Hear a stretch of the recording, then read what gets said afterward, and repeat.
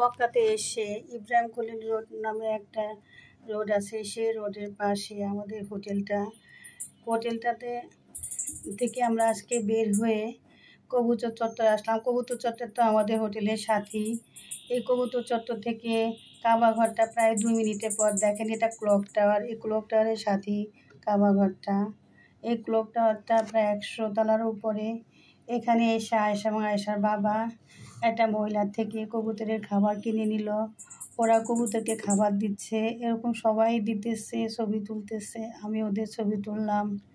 এই যে আমার মেয়ে কবুতরকে খাবার, কবুতরগুলো খুব কাছাকাছি আসে, খাবার খেয়ে চলে যায়, কিন্তু ওদেরকে ধরা যায় না। মনে হয় যে ধরতে পারবেন, কিন্তু আসলেই ধরা যায় না। ওরা অনেক দুষ্ট। যাই হোক, কবুতরগুলো উঠছে, নামছে, কিন্তু তারপরে আপনি এখানে কোথাও কোনো কাগজ বা নোংরা কিছু দেখবেন না। এখানে কিছু ক্লিনার আছে, ওরা শকুনের থেকেও মারাত্মক। ওরা এত দ্রুত ময়লা কেউ ফেললেই সাথে সাথে উঠিয়ে ফেলে, এই কারণে এত পরিষ্কার দেখা যাচ্ছে।